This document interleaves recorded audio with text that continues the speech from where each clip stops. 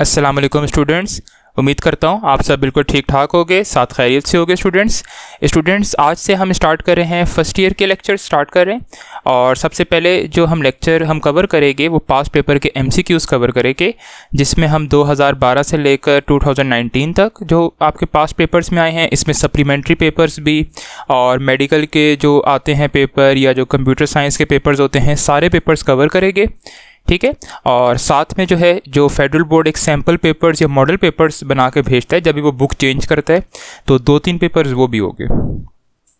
So students, without any delay start करते हैं। और आज का फर्स्ट लेक्चर जो होगा, फर्स्ट पार्ट, उसमें हम 2012 से लेकर 2017 तक कवर करेंगे। और इंशाल्लाह नेक्स्ट टाइम 2018, 2019 और मॉडल पेपर्स के एमसीक्यूज़ डिस्कस करेंगे।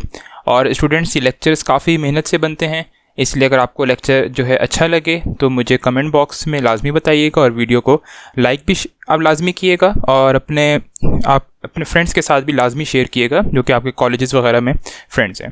तो स्टूडेंट्स, सबसे पहले जो है 2012 का हम पेपर लेते हैं और इसमें जो एमसीक्यूज़ आए हैं वो सारे डिस्कस करते हैं। तो इसमें स्टूडेंट्स सबसे पहले जो हमारे पास एमसीक्यूज़ है वो डायमेंशन से रिलेटेड है। और याद रखें कि डायमेंशन से रिलेटेड कोई ना कोई एमसीक्यूज़ आपके जो है पास्ट पेपर्स में आया हुआ है। ठीक है। सबसे पहले यहाँ पे आपसे वो डायमेंशन पूछ रहा है, ग्रेविटेशनल कांस्टेंट की डायमेंशन। तो इसको सॉल्व करते हैं स्टूडेंट। अब यहाँ पे पेपर की हेडिंग दे देते हैं कि 2012 का हमारा यहाँ पे पेपर है और ग्रेविटेशनल जी की आपसे वो डायमेंशन पूछ रहा है। अब डायमेंशन के लिए अब आपको फार्मूला याद हो ग्रेविटेशनल फोर्स का फार्मूला है G m1m2/r²। इसको आप G के लिए रीअरेंज करें तो G is equal to F×r²/m1m2। ठीक है। अब आप इनकी यूनिट्स पुट करें। फोर्स की यूनिट आपको पता है न्यूटन, और r की यूनिट जो है वो डिस्टेंस है, तो ये मीटर स्क्वेयर, और नीचे जो है वो मैसेज हैं, तो kg मल्टीप्लाई होकर kg का स्क्वेयर बन जाएगा। फिर अब आगे जो है न्यूटन की मज़ीद सब्स्टिट्यूशन करें। न्यूटन बराबर होता है अब kilogram meter per second square into meter square over kg square. ठीक है। अब जो सिंप्लीफिकेशन होती है उसको आप सिंप्लीफाई कर लें। अब अगर आप देखें तो kg से कैंसिल हो रहा है और मीटर भी सॉल्व हो रहे हैं, तो ये बन जाएगा मीटर क्यूब s-2 और नीचे kg एक बचेगा, वो ऊपर जाके पर kg हो जाएगा। तो इसको आप पर kg m3s-2। अब आपको पता है कि kg जो है वो मैस है और मैस की डायमेंशन कैपिटल M होती है। m जो है मीटर लेंथ है तो इसकी डायमेंशन L होती है, s सेकंड है और टाइम की डायमेंशन t होती है। अब अगर आप इनकी सब्स्टिट्यूशंस करें तो m-1 L⁻³ और t-2, और यही इनका अरेंजमेंट भी होता है। पहले m लिखते हैं मैस की डायमेंशन, फिर लेंथ की डायमेंशन, फिर टाइम की डायमेंशन। अब अगर आप ऑप्शंस में देखें m-1 L3 t-2, तो इसमें ऑप्शन नंबर बी आपको ठीक लगेगा। ठीक है। और फर्स्ट या सेकेंड ईयर में स्टूडेंट्स एमसीक्यूज़ ऐसे ही आते हैं जिन पे कुछ ना कुछ टाइम लगे, तकरीबन 30-40 सेकेंड का आपके पास टाइम लगता है हर एमसीक्यूज़ पे।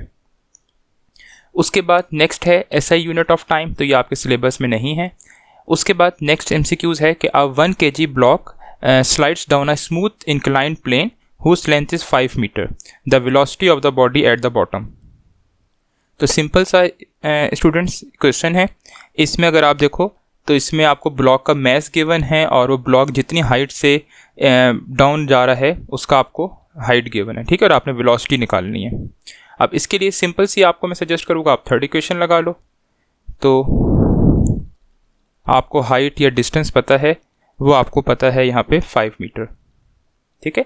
थर्ड इक्वेशन अगर आप लगाओ तो 2as is equal to vf² minus vi²। ठीक है।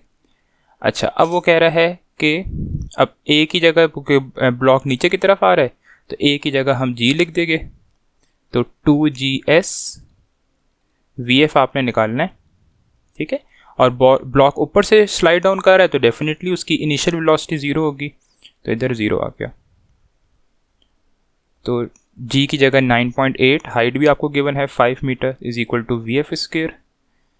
तो ये आपके पास आंसर आ जाएगा vf² इज इक्वल टू 98 और इसका आप रूट लोगे तो ये आपके पास अप्रॉक्सीमेटली आंसर आ जाएगा 9.8 मीटर पर सेकंड। तो इसमें ऑप्शन नंबर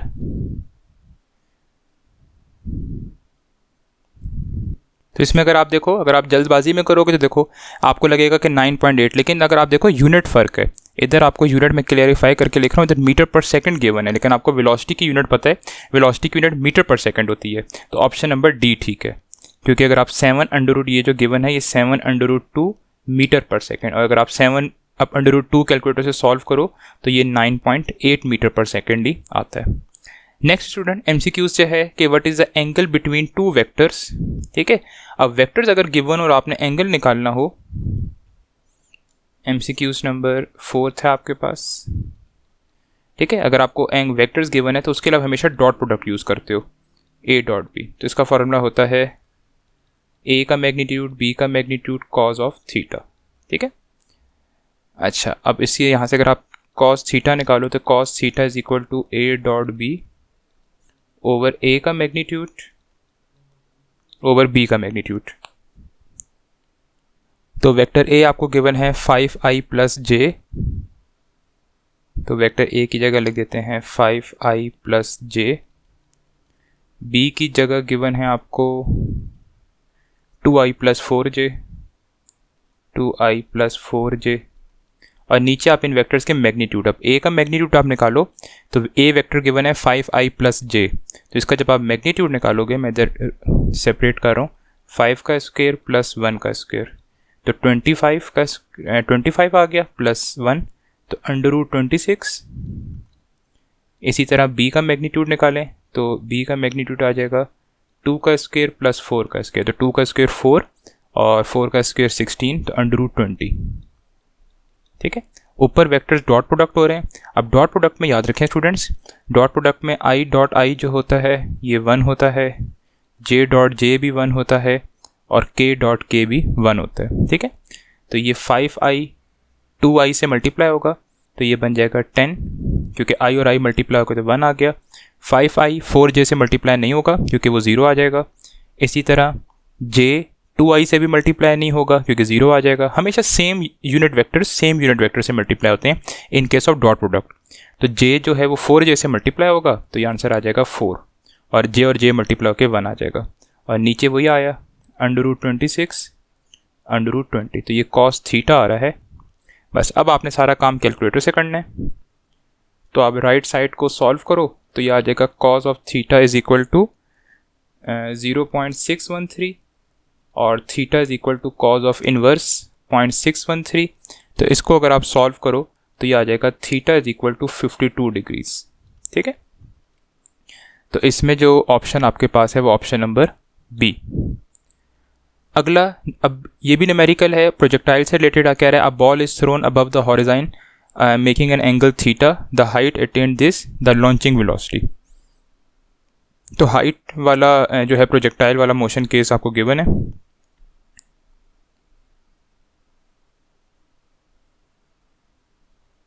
तो सिंपल जो है आपने यहाँ पे हाइट का फॉर्मूला लगाना है, h is equal to vi square sine square theta over 2g।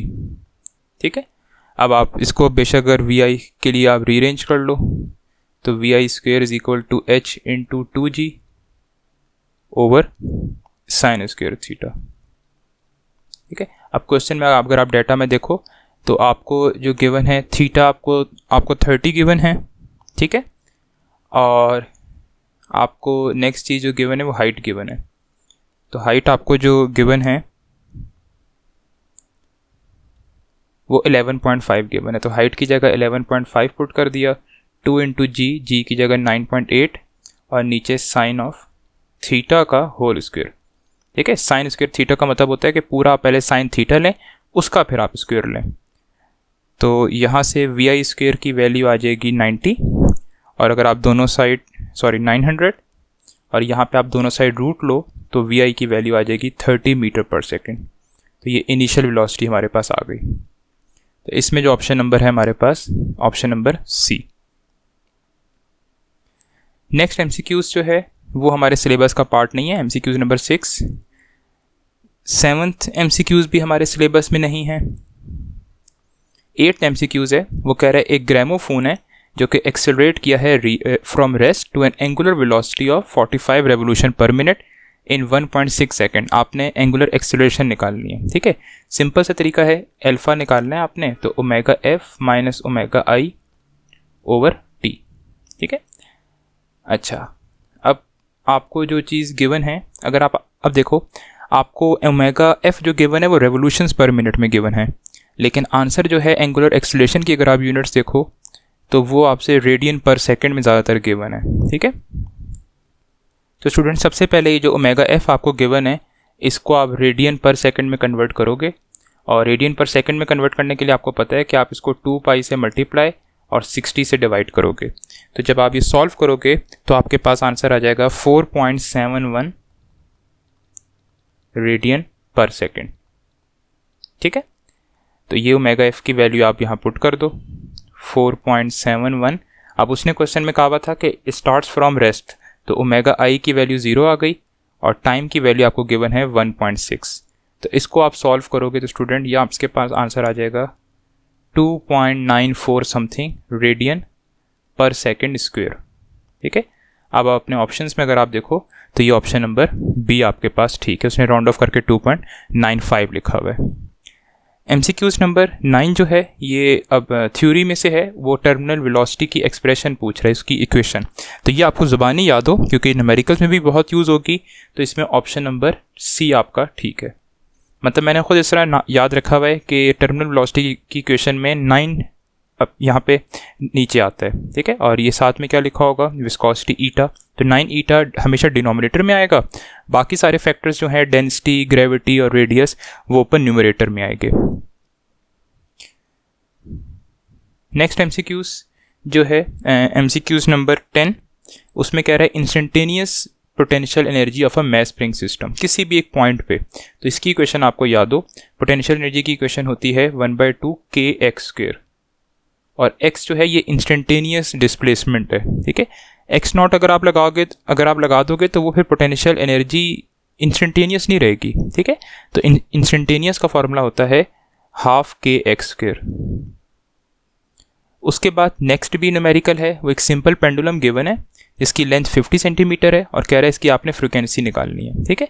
अब इसके दो तरीके हैं, या तो आप डायरेक्ट ही जो है वो फ्रीक्वेंसी की इक्वेशन यूज़ कर लो, या मैं आपको सजेस्ट ये करूँगा कि आप टाइम पीरियड निकालो और उसका एंड में रेसिप्रोकल ले लो। तो t = 2 पाई √L/g।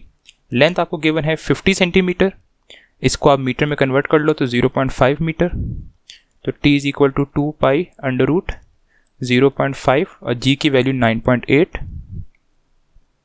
तो इसको स्टूडेंट्स आप सॉल्व करोगे तो ये आंसर आ जाएगा 1.428 सेकेंड, ठीक है। तो ये टाइम पीरियड आ गया। फ्रीक्वेंसी के लिए आप 1/t कर लो, तो 1/1.428, तो फ्रीक्वेंसी आपके पास आ जाएगी 0.7 हर्ट्ज, ठीक है। तो ये आपके पास ऑप्शन नंबर ए इसका ठीक होगा। नेक्स्ट MCQs जो है ये स्पीड ऑफ साउंड से रिलेटेड है। कह रहा है the temperature at which the velocity of sound in air is 2 times its velocity at 10। कह रहा है वो टेम्परेचर बताएं जिस पे स्पीड ऑफ साउंड डबल हो जाए as compared to the temperature velocity at 10। मतलब 10 डिग्री सेंटीग्रेड पे उसकी जितनी वेलोसिटी है, हम टेम्परेचर अब कितना ज़्यादा करें कि उसकी वेलोसिटी जितनी 10 डिग्री सेंटीग्रेड पे होती है तो वो डबल हो जाए। इसका स्टूडेंट्स मैं आपको फॉर्मूला बताता हूँ। इस तरह का अगर सिनेरियो आए तो MCQs नंबर 12 है। अब आपको पता है कि वेलोसिटी और टेम्परेचर का डायरेक्ट रिलेशनशिप है। इसके लिए आप ये क्वेश्चन याद रख लें क्योंकि MCQs है तो इसकी डेरिवेशन में आप में नहीं जाएंगे। ये ठीक है, ये एक सिनेरियो बेस्ड फार्मूला है जिसमें 2 सिनेरियो गिवन होगा जी। पहले टेम्परेचर पे इतनी थी तो अब बताएं कि इस टेम्परेचर पे कितनी होगी। तो V जो है यहाँ वेलोसिटीज़ हैं, V1 समझ लें इनिशियल, V2 फाइनल, इसी तरह T1 इनिशियल टेम्परेचर और T2 फाइनल टेम्परेचर। तो इस क्वेश्चन में हमने T2 निकालना है, ठीक है। और उसने ही कहा है कि आपने वो ऐसा टेम्परेचर बताना है जिस पे वेलोसिटी डबल हो जाए।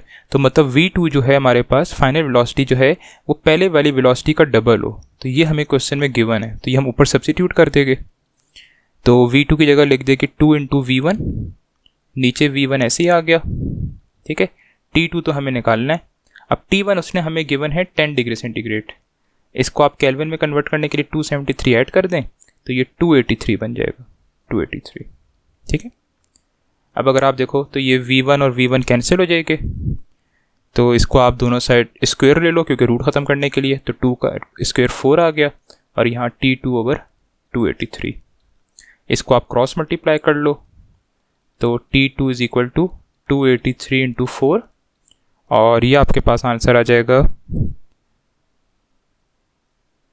1132 केल्विन। ठीक है, तो ये इस टेम्परेचर पे हमारे पास जो है वो वेलोसिटी इनिशियल वेलोसिटी से डबल हो जाएगी। तो ये ऑप्शन नंबर आपके पास सी इसका ठीक ऑप्शन होगा। अगला अभी थ्योरी से है कि डिस्ट्रक्टिव इंटरफेरेंस होने के लिए पार्ट डिफरेंस कितना होना चाहिए। तो ये स्टूडेंट्स आपने याद रखना है, ये पार्ट डिफरेंस इतना होना चाहिए। मैं थोड़ा सा आपको क्लेरिफाई भी कर दूं। MCQ नंबर 13 है। अब बुक में शायद आपके लिखा होगा कि पार्ट डिफरेंस होना चाहिए m + 1/2 लैम्डा। ठीक है, ये इस तरह भी लिखा हुआ आ सकता है या ये क्वेश्चन इस तरह भी लिखी हो सकती है। अगर आप इसको थोड़ा सा सिंप्लीफाई करो तो ये 2m + 1 लैम्डा। ठीक है, और आप 2 को बेशक बाहर ले जाओ तो 2m + 1 λ/2। तो ये इक्वेशन भी पार्ट डिफरेंस की फॉर डिस्ट्रक्टिव इंटरफेरेंस है और ये इक्वेशन भी ये दोनों इक्वेशन से एक ही इक्वेशन रिप्रेजेंट कर रही है, क्योंकि अगर आप इन दोनों को सॉल्व करो तो एक ही रिजल्ट आता है। तो ये दोनों जो हैं ये डिस्ट्रक्टिव के लिए होल्ड करती है अगर डिस्ट्रक्टिव इंटरफेरेंस हो। ठीक है, तो इधर आप देख लें कौन सी गिवन है आपको, इधर ये वाली गिवन है। m की जगह उसने n लिखा हुआ है लेकिन इक्वेशन यही, option number B. MCQ number 14 है कि the frequency for nth mode vibration, ठीक है, for stationary longitudinal waves in a pipe open at both ends. ठीक है, इसमें दो केसेस होते हैं, या तो पाइप दोनों एंड से ओपन होता है या एक साइड से क्लोज्ड होगा। ठीक है, तो इसकी इक्वेशन आपने याद रखनी है, ये मैं आगे मज़ीद डिटेल में डिस्कस भी कराऊंगा। अगर पाइप दोनों एंड से ओपन हो तो इसकी इक्वेशन होती है Fn, ये मैं थोड़ा सा आगे क्लेरिफाई करके लिख रहा हूँ, Fn = Nv/2L। ठीक है, n जो होता है वो मोड ऑफ वाइब्रेशन होता है आपके पास, v जो है वो स्पीड ऑफ साउंड हो सकती है और l जो है वो लेंथ हो सकती है। ठीक है, उस ऑर्गन पाइप की। अच्छा, MCQ नंबर 15 भी थ्योरी में से है और वो सिंपल सा कह रहा है in case of x ray diffraction the wavelength can be found by using equation. तो ये आपने एक्सरे डिफ्रैक्शन वाले टॉपिक में पढ़ा है और वहाँ जो इक्वेशन यूज़ होती है वो इक्वेशन होती है 2d sin θ = m लैम्डा या 2d sin θ = n लैम्डा। ठीक है, तो इसका ऑप्शन नंबर बी आपके पास ठीक है। MCQ नंबर 16 जो है ये सिलेबस में नहीं है, सिलेबस का पार्ट नहीं है। और लास्ट MCQ है वो कह रहा है एक आइडियल रिवर्सिबल इंजन अगर हमारे पास हो तो उसकी एफिशिएंसी कितनी होगी। अब देखें उसने वर्ड यूज़ किया हुआ है आपके पास यहाँ पे ये चीज़ आइडियल। ठीक है, अब आइडियल कह रहा है मतलब वो सारे आपके पास लॉसेस से फ्रिक्शन से फ्री है। तो एक आइडियल की तो एफिशिएंसी हमें पता है कि एक आइडियल की एफिशिएंसी कितनी होती है, 100% होती है। तो ये स्टूडेंट 2017 का जो है था पेपर था, 2017 का ही फेडरल बोर्ड ने एक और आपको पेपर दिया हुआ है। ठीक है, और ये मेरे ख्याल से हो सकता है सप्लीमेंट्री का पेपर होगा या 2012 का। ठीक है, इसमें सबसे पहले कह रहा है कि base unit of linear momentum. तो लीनियर मोमेंटम का आपका फॉर्मूला पता है, लीनियर मोमेंटम का फॉर्मूला होता है P = mv। m जो है वो उसकी यूनिट आ गई kg और वेलोसिटी की मीटर/सेकंड। तो अगर आप देखो या तो लीनियर मोमेंटम की यूनिट होती है न्यूटन सेकंड, ये याद रख लें, या फिर kg और न्यूटन सेकंड किसके बराबर होता है, kgm/(s-1). तो अगर आप ऑप्शंस में ही देखो तो आई थिंक ऑप्शन नंबर 20 का ठीक है। नेक्स्ट कह रहा है कि the displacement cover by a body during 2 rotations on a circle. तो एक सर्कल में बॉडी ने 2 रोटेशंस की हैं, मतलब 2 दफ़ा सर्कल को कंप्लीट किया है। मतलब यहाँ से समझ लें स्टार्ट हुआ और घूम घुमा के एक दफ़ा आया, फिर दोबारा घूम घुमा के ये इधर आया। तो देखें डिस्प्लेसमेंट शॉर्टेस्ट पाथ होता है। बॉडी अगर बॉडी की स्टार्टिंग पोजीशन और एंडिंग पोजीशन सेम हो तो उस केस में स्टूडेंट याद रखें डिस्प्लेसमेंट जो है वो 0 होता है, क्योंकि उसने नेट पाथ कुछ भी कवर नहीं की। तो इसी तरह अगर बॉडी एक सर्कल में 2 रोटेशन उसने की हैं तो डिस्प्लेसमेंट उसकी 0 होगी। तो 0 तो ऑप्शंस में नहीं है, इसलिए आप ऑप्शन लगाओगे इसका नन ऑफ दिस। डेफिनेटली उसने डिस्टेंस कवर किया है, और डिस्टेंस के लिए आप इस पूरे सर्कल का सर्कमफेरेंस निकाल सकते हैं। तो अगर डिस्टेंस की बात होती तो आप इसका फिर ऑप्शन सी लगाते, क्योंकि एक रोटेशन में उसने डिस्टेंस 2 पाई आर किया होगा और दूसरे में 2 पाई आर, तो टोटल 4 पाई आर बना होगा अगर वो डिस्टेंस पूछता। अगला कह रहा है कि kilowatt hour is the unit of, तो किलो वाट आवर किसकी यूनिट है? याद रखें एनर्जी की यूनिट है। सिर्फ किलो वाट कहता तो पावर की यूनिट है, और किलो वाट आवर जो है ये एनर्जी की यूनिट है। नेक्स्ट एमसीक्यूज कह रहा है कि analogue of movement of inertia in linear momentum. देखें जिस तरह आपके पास यहाँ पे एंगुलर जो मोशन में जो होता है वो मोमेंट ऑफ इनर्शिया होता है, ठीक है। इसी तरह लीनियर मोमेंटम में क्या होता है? लीनियर मोमेंटम में सिर्फ इनर्शिया होता है, ठीक है। तो लीनियर मोमेंटम हो तो वो इनर्शिया से के साथ डील करता है, और अगर आपके पास यहाँ पे एंगुलर मोशन हो तो उसमें मोमेंट ऑफ इनर्शिया। और मोमेंट ऑफ इनर्शिया आपके पास काफ़ी सारी चीज़ों पे डिपेंड करता है। मैस पे डिपेंड करता है, डिस्ट्रीब्यूशन ऑफ मैस पे डिपेंड करता है, एक्सिस ऑफ रोटेशन पे डिपेंड करता है। और लीनियर मोमेंटम जिसमें इनर्शिया आता है तो ये सिर्फ मैस पे डिपेंड करता है, ठीक है। तो इसका ऑप्शन नंबर ए। अगला भी काफ़ी दफ़ा मैंने देखा है रिपीट होते हैं इस तरह के कि इनमें से नॉन कंजर्वेटिव फोर्स कौन सी है। तो आप कोशिश करें आप सिर्फ कंजर्वेटिव फोर्सेस याद रख लें। ग्रेविटेशनल है, इलेक्ट्रिक फोर्स है, और आपके पास इलास्टिक अप एनर्जी है ना, स्प्रिंग वाली। तो इसमें नॉन कंजर्वेटिव पूछ रहे देखें, तो मतलब ग्रेविटेशनल भी कंजर्वेटिव है, मैग्नेटिक फोर्स भी कंजर्वेटिव है, इलेक्ट्रिक फोर्स भी कंजर्वेटिव है, लेकिन फ्रिक्शनल फोर्स नॉन कंजर्वेटिव है, क्योंकि फ्रिक्शनल फोर्स पाथ डिपेंडेंट होती है। अगला एमसीक्यूज जो है, which factor does not change during यहाँ पे रेजोनेंस। तो रेजोनेंस में देखें स्टूडेंट, एम्पलीट्यूड भी इंक्रीज होता है, वेलोसिटी भी इंक्रीज हो जाती है, एक्सीलरेशन भी इंक्रीज हो जाती है, लेकिन टाइम पीरियड इंक्रीज नहीं होता। तो टाइम पीरियड कांस्टेंट रहता है। क्यों नहीं टाइम पीरियड चेंज होता? क्योंकि देखें टाइम पीरियड का फॉर्मूला है 2π√L/g। टाइम पीरियड सिर्फ लेंथ पे और ग्रेविटेशनल एक्सीलरेशन पे डिपेंड करता है, लेकिन अब रेजोनेंस में ना हम लेंथ चेंज करते हैं ना जी चेंज होता है। तो डेफिनेटली जब रेजोनेंस आप करते हो तो टाइम पीरियड कांस्टेंट रहता है, ठीक है। बाकी ये सारी चीज़ें जो हैं इंक्रीज डिक्रीज होती हैं। एम्पलीट्यूड खास तौर पे आपकी बुक में डिस्कस है कि ड्यूरिंग यहाँ पे रेजोनेंस एम्पलीट्यूड इंक्रीज होता है। अगला एमसीक्यूज है, एमसीक्यूज नंबर 7। उसमें कह रहा है in a stationary wave the distance between consecutive node and anti, ठीक है, कि नोड और एंटी नोड में आप डिस्टेंस बताएं, ठीक है। तो इसमें आप इस तरह अगर आप एक देखो स्टेशनरी वेव इस तरह, ये नोड हो गया, ये एंटी नोड हो गया, ठीक है। तो वो कह रहे हैं कंजेक्टिव, इनके दरमियान डिस्टेंस बताएं कि ये कितना डिस्टेंस होगा। तो ये भी आप फिलहाल के लिए याद रख लें, ये हमेशा इतना ही होता है कि अगर आपके पास यहाँ पे कंजेक्टिव हो तो इसमें λ/4, ठीक है। तो इनके दरमियान जो डिस्टेंस है वो λ/4 है। अगर आपसे पूछ लेता कि जी नोड, अगर आपके पास कंजेक्टिव नोड टू नोड आ जाता, तो नोड टू नोड आ जाता तो फिर आप λ/2 लगाते। तो अगर नोड से नोड पूछ लेता कंजेक्टिव तब भी λ/2 होता, अगर एंटी नोड से एंटी नोड पूछ लेता तब भी λ/2 होता, ठीक है। एमसीक्यूज नंबर 8 है, कह रहा है कि न्यूटन जो रिंग होती हैं काफ़ी मशहूर एमसीक्यूज है, उसमें सेंट्रल स्पॉट जो होता है वो डार्क होता है, मतलब वो जो डिस्ट्रक्टिव इंटरफेरेंस होती है। एमसीक्यूज नंबर 9 जो है ये सिलेबस में नहीं है आपके, वैसे इसका स्पेक्ट्रोमीटर ऑप्शन होता है। अच्छा, अब वो कह रहा है बॉयल्स लॉ, ठीक है। अब बॉयल्स लॉ आपको पता है कि बॉयल्स लॉ डील करता है प्रेशर और वॉल्यूम से, ठीक है। तो बॉयल्स लॉ में क्या चीज़ कांस्टेंट रहती होगी?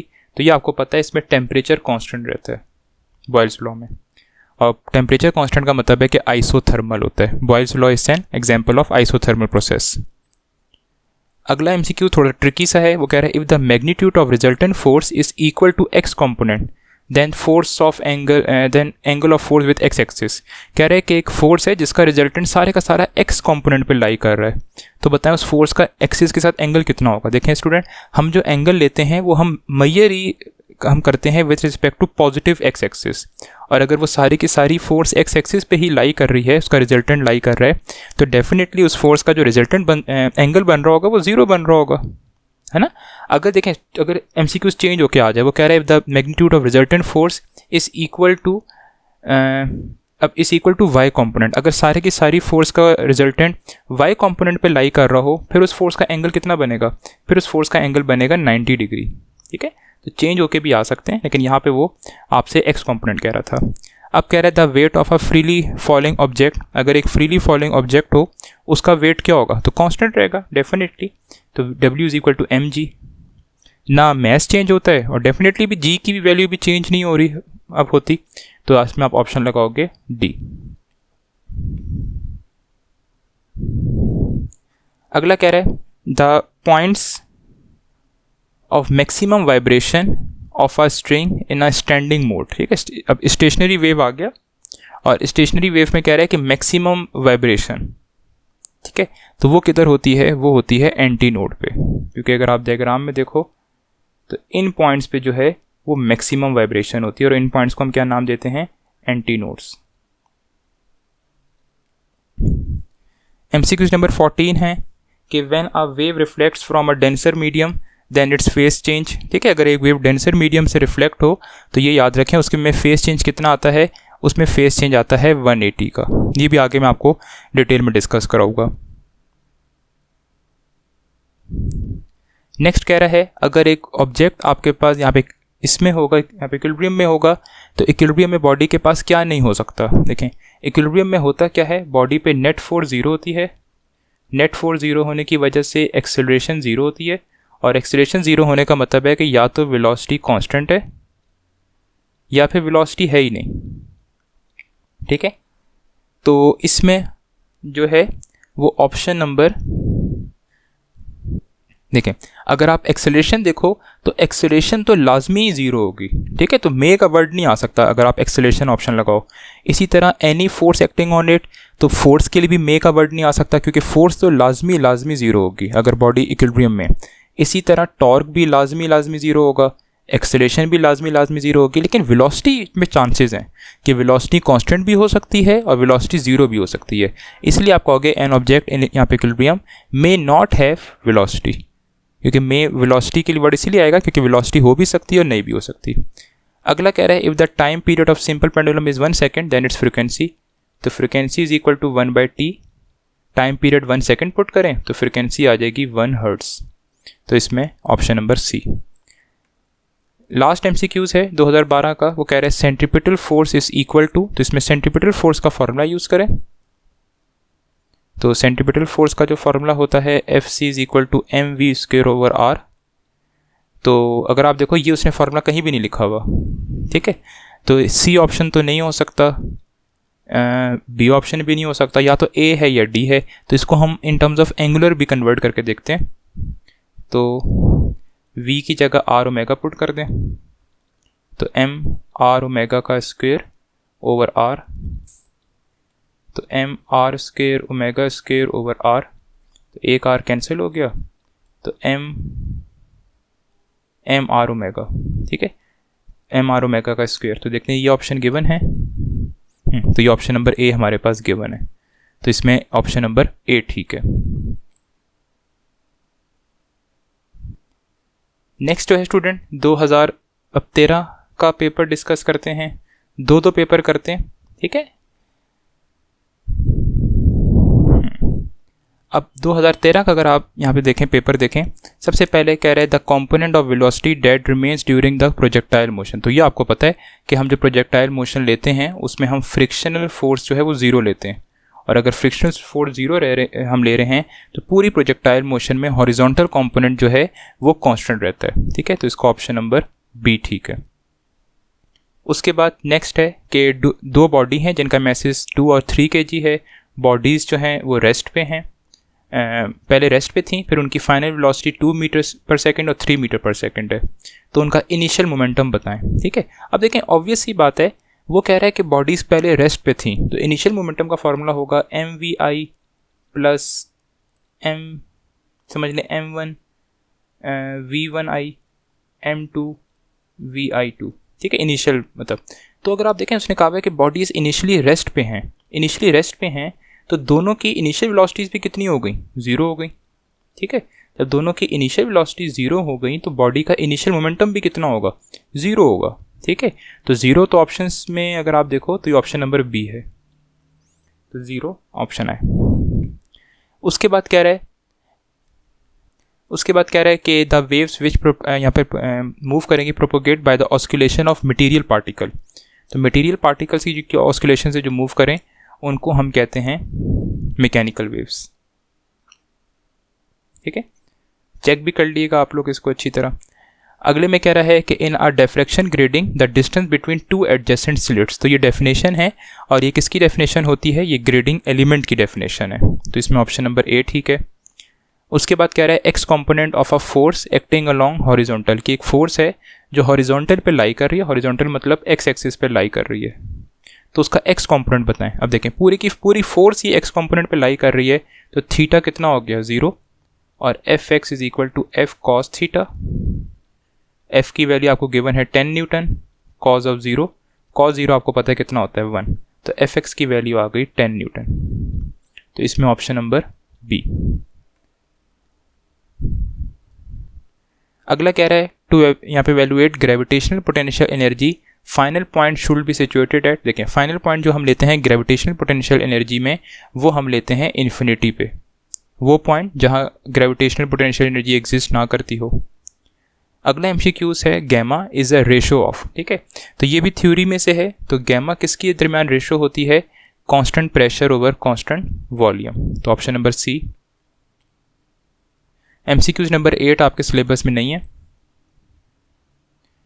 अच्छा, अगला कह रहा है एमसीक्यूज नंबर 9 के टू यहाँ पे डिटरमाइन द इंटरप्लेनर स्पेसिंग। तो ये भी पिछले पेपर में भी आपने आया है, देखें ब्रैग्स लॉ से। तो इसकी इक्वेशन है 2d sin theta is equal to n lambda. अगला कह रहा है 1 डाइन कितने फर्क के बराबर होती है। तो याद रखें डाइन भी फोर्स की यूनिट है, सीजीएस यूनिट है। तो 1 न्यूटन जो होती है वो 10 की पावर 5 डाइन के बराबर होती है, और 1 डाइन जो है वो 10 की पावर -5 न्यूटन के बराबर होती है। तो इसका ऑप्शन नंबर सी आपके पास ठीक है। एमसीक्यूज नंबर 11 कह रहा है कि अगर वेक्टर ए है 4i + 3j, इसका यूनिट वेक्टर बताएं। तो यूनिट वेक्टर निकालने का तरीका आसान सा है। वेक्टर का फॉर्मूला ये होता है कि वेक्टर बराबर होता है magnitude multiply by unit vector. तो यूनिट वेक्टर का फॉर्मूला क्या बना, वेक्टर लिखें ऊपर और उसको उसके मैग्नीट्यूड पर डिवाइड कर दें, बस सिंपल सा। तो वेक्टर आपके पास गिवन था 4i + 3j, और इसका अगर आप मैग्नीट्यूड निकालें तो 4 का स्क्वायर + 3 का स्क्वायर, तो 4 का स्क्वायर 16, 3 का स्क्वायर 9, तो 16 + 9 25, तो √25, और √25 होता है 5। तो ये इसका जो यूनिट वेक्टर आ गया 4i + 3j डिवाइडेड बाय 5। तो इसका ऑप्शन नंबर सी ठीक है। अगला जो है slope of velocity time graph. तो ये याद रख लें कि वेलोसिटी टाइम ग्राफ में अगर आप स्लोप निकालो किसी भी इंस्टेंट पे, तो वो आपको इंस्टेंटेनियस एक्सेलरेशन देगा। इसी तरह अगर आप डिस्टेंस टाइम ग्राफ में स्लोप निकालोगे तो वो आपको स्पीड देगा। अगला कह रहा है, ये भी काफ़ी दफ़ा रिपीट हुआ है, थर्मल पोल्यूशन इज़ एन यहाँ पे इनविटेबल कॉन्सिक्वेंस ऑफ। तो थर्मल पोल्यूशन असल में किसका कॉन्सिक्वेंस है, तो ये याद रख लें ये सेकेंड लॉ ऑफ थर्मोडायनेमिक्स का कॉन्सिक्वेंस है। उसके बाद एफिशिएंसी में से भी लाजमी कोई ना कोई एमसीक्यूज आता है। कह रहे हैं हीट इंजन की एफिशिएंसी अगर आपने इंक्रीज़ करनी हो, तो एफिशिएंसी के लिए क्या फार्मूला याद रख लें, फार्मूला है 1 - temperature of cold reservoir over temperature of hot reservoir. ठीक है, तो एफिशिएंसी का आंसर 1 तब आएगा जब इस पूरे फैक्टर का आंसर कम से कम हो। ठीक है, और इस पूरे फैक्टर का आंसर कम से कम देखें कब आएगा, इस पूरे फैक्टर का आंसर कम से कम आएगा जब या तो टेम्परेचर ऑफ कोल्ड रिजर्वायर बहुत कम हो या फिर टेम्परेचर ऑफ हॉट रिजर्वायर ज़्यादा हो। ठीक है, तो इसने एमसीक्यूज में कहा है कि अगर हम इंक्रीज़ करें, तो देखें इंक्रीज़ किसको करेंगे, टेम्परेचर ऑफ हॉट रिजर्वायर। तो टेम्परेचर ऑफ हॉट, तो या तो टेम्परेचर हॉट रिजर्वायर का इंक्रीज़ करें या कोल्ड रिजर्वायर का टेम्परेचर जो है वो डिक्रीज़ करें।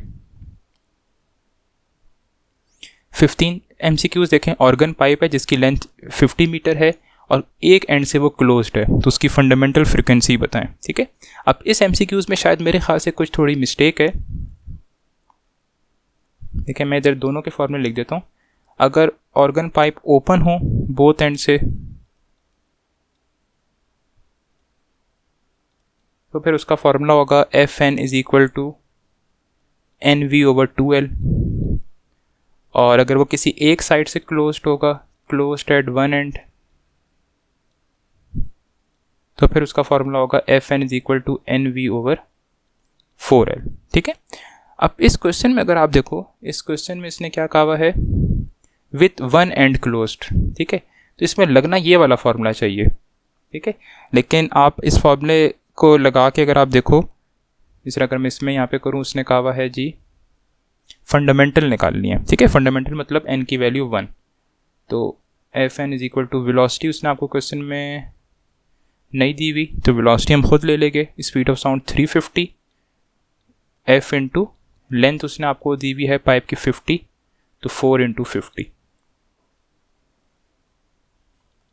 तो ये 350। अच्छा, इसमें एक और भी मिस्टेक है, देखें 50 मीटर तो पाइप जो है ये है ही नहीं सकता, क्योंकि ये बुक का ही क्वेश्चन था, तो ये 50 सेंटीमीटर था उस बुक में भी, क्योंकि 50 मीटर पाइप आप खुद भी आप इमेजिन करो, इतना लंबा तो कभी डाटा होता भी नहीं है 50 मीटर, तो 50 सेंटीमीटर हो सकता है। तो 50 सेंटीमीटर को आप मीटर में कन्वर्ट करोगे तो ये 0.5 मीटर आएगा। तो इसको ठीक कर लेते हैं, ये 0.5 मीटर होना चाहिए, अगर होगा भी तो ये 0.5 बना, तो ये 2 आया, और इससे फंडामेंटल फ्रीक्वेंसी हमारे पास आई 175 हर्ट्ज़। अब अगर आप देखो ऑप्शंस में 175 हर्ट्ज़ है ही नहीं। ठीक है, तो ये वन एंड क्लोज्ड तो नहीं है, तो ये ऊपर क्वेश्चन में मिस्टेक है। ये हो सकता है ये कौन सा केस हो कि ओपन एट बोथ एंड्स, तो अगर आप ओपन एट बोथ एंड से करो तो इससे देखते हैं क्या आंसर आता है, 350 ओवर 2 इंटू 0.5, तो इससे आंसर आएगा 350 हर्ट्ज़। ठीक है, तो फिर आप देखें तो ये 350 हर्ट्ज़ गिवन है, लेकिन ये तब होगा अगर वन एंड क्लोज ना हो, ये ओपन एट बोथ एंड्स हो, ओपन एट बोथ एंड्स। तो या तो ऊपर क्वेश्चन में मिस्टेक है या नीचे आंसर में मिस्टेक हो सकती है। MCQs नंबर 14 सिलेबस में नहीं है, MCQs नंबर 16। MCQs नंबर 17 जो है वो कह रहा है ग्लास एयर बाउंड्री क्या एक्ट करती है, तो ये याद रख लें, ऐसा मिरर के तौर पे एक्ट करती है। MCQs देखें, MCQs में अगर आप इस चीज़ में जाएंगे ना कि सर ये सिलेबस में नहीं है, ये सिलेबस में है, तो कंफ्यूज होगे। इसी कोशिश करें MCQs अगर आप कर भी लेते हैं कोई सिलेबस से बाहर या सिलेबस से मिलता जुलता, तो उसमें कोई बुराई नहीं है, आपके एंटी टेस्ट की भी हेल्प हो जाएगी।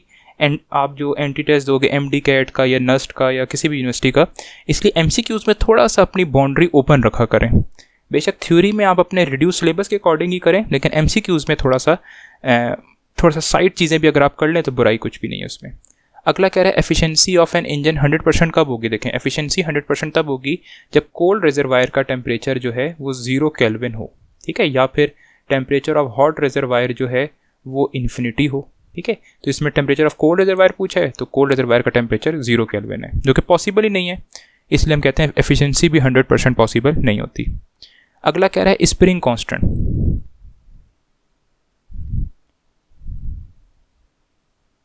अब स्प्रिंग कांस्टेंट के लिए सिंपल सा k is equal to f is equal to kx, f is equal to kx, ठीक है, और k के लिए आप लगा लोगे f ओवर x।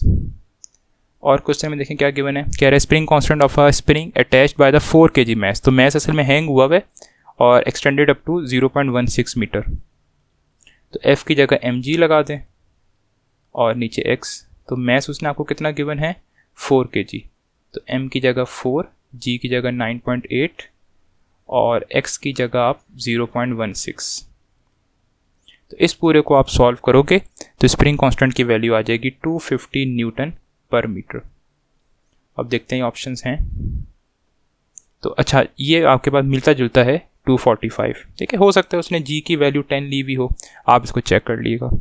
अगला कह रहा है अ फिजिकल सिस्टम अब अंडरगोइंग फोर्स्ड वाइब्रेशंस, ठीक है, तो एक सिस्टम जिसमें फोर्स्ड, अब याद रख लें फोर्स्ड अगर वाइब्रेशन हो रही हो ना उसको कहते हैं ड्राइवन हार्मोनिक ऑस्किलेटर।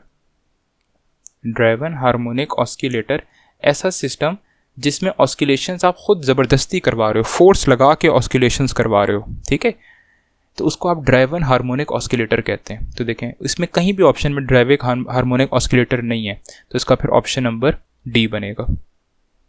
अगला ये भी आसान सा है, अब लेप्लास करेक्शन पूछ रहा है कि लेप्लास के अकॉर्डिंग जो है कौन सा फार्मूला ठीक है, तो ये आपने याद रखना है कि ये फार्मूला लेप्लास के अकॉर्डिंग ठीक है। अगला कह रहा है कि बर्निंग ऑफ 1 लीटर, तो याद रखें 1 लीटर अगर आप पेट्रोल जलाओ तो वो 5 × 10⁻7 जूल एनर्जी देता है। तो इसका ऑप्शन नंबर ए है आपके पास। अगला कह रहा है कि मोटरसाइकिलिस्ट का मैस गिवन है, रेडियस गिवन है, वेलोसिटी गिवन है किलोमीटर पर आवर में। इसको आप मीटर पर सेकंड में कन्वर्ट कर लें, 1000 से मल्टीप्लाई और 3600 से, ठीक है। और सिंपल आपने इस पर सेंटीपिटल फोर्स का फार्मूला लगाना है, mv²/r। आसान सा न्यूमेरिकल है, लेकिन स्टूडेंट्स बस जल्दबाजी में ये हो सकता है करें कि वो वेलोसिटी 144 रिपोर्ट कर दें, ठीक है। तो वेलोसिटी 144 नहीं गिवन आपको, वेलोसिटी जो है वो आपको यहाँ पे किलोमीटर पर आवर में गिवन है, तो उसको आप मीटर पर सेकंड में, तो मेरे ख्याल से मीटर पर सेकंड में आएगी 40 मीटर पर सेकंड। आप चाहें तो चेक भी कर लें, बाकी इसमें सारा आप जो है वैल्यूज़ पुट करें। तो मेरा जो आंसर आया था वो आया था इसमें, चेक किएगा, मेरा इसमें आंसर आया था 1600 न्यूटन, ठीक है। आप एक दफ़ा इसको क्रॉस चेक भी कर लीजिएगा। MCQs नंबर 7 जो है ये इंक्लूडेड नहीं है सिलेबस में। अगला कह रहा है कि आप वेक्टर है कंपोनेंट्स fx = fy। अब एक वेक्टर है जिसके दोनों कंपोनेंट्स इक्वल हैं, fx और fy इक्वल हैं, उसका आप थीटा बताएं। तो सिंपल सा है, थीटा का फॉर्मूला याद रख लें, थीटा = टेंजेंट इनवर्स fy/fx। तो fy और fx अगर इक्वल हैं तो ये दोनों कैंसिल होकर आंसर आ गया 1। तो टेंजेंट इनवर्स 1 कितना होता है, 45 डिग्री। तो इसमें ऑप्शन नंबर सी। और ये फार्मूला याद रखना इसलिए मैं आपको कह रहा हूँ, वो ये भी कह सकता है कि एक वेक्टर है जिसका y कंपोनेंट डबल है, तो आप इधर fy की जगह 2fx पुट कर सकते हो, ठीक है। तो आपको फार्मूले के साथ प्ले करना आना चाहिए। अगला कह रहा है जियो स्टेशनरी जो सैटेलाइट्स होती हैं वो अर्थ के साथ सिंक्रोनाइज्ड हैं, तो ऑब्वियस ही बात है उनका टाइम पीरियड भी कितना होगा, 24 आवर्स होगा। अगला कह रहा है यूनिट ऑफ एंगुलर मोमेंटम, ठीक है। एंगुलर मोमेंटम की आपने यूनिट निकालनी है, तो एंगुलर मोमेंटम का फॉर्मूला याद रख लें, L = mvr, मैस की यूनिट kg मीटर पर सेकेंड और r की यूनिट मीटर। तो फार्मूलों की सारी गेम है, तो ये फार्मूला यूनिट बनी kg मीटर² पर सेकेंड। तो इसमें अगर आप देखो तो ये ऑप्शन नंबर सी आपके पास ठीक है। अगला MCQs जो है वो सिलेबस का पार्ट नहीं है। अगला में भी देखें डायमेंशन आ गई दोबारा, तो इसमें पावर की डायमेंशन है, तो पावर का फॉर्मूला यूज़ कर लो, वर्क डन ओवर टाइम। तो इसको ज़रा सेपरेट करते हैं, power = work done over time. Work done की जगह आप FD और टाइम की जगह आप T लिखते हैं। तो फोर्स न्यूटन, डिस्टेंस की यूनिट मीटर और टाइम की यूनिट सेकंड। तो न्यूटन kg ms-2 × m/s। इसको आप थोड़ा सा सिंप्लीफाई कर लें, तो kg m² s-3 और इनकी डायमेंशंस आप पुट करेंगे तो ml2 t-3। तो ये ऑप्शन नंबर सी। अगला कह रहा है हेड टू टेल रूल से अगर आप अरेंजमेंट करो एक क्लोज्ड पॉलीगॉन की काफ़ी साइड्स भी हो सकती हैं, समझ लें हम 4 साइड्स वाला अगर पॉलीगॉन लें, एक इस तरह बनाई, एक इस तरह बनाई, एक इस तरह और एक इस तरह।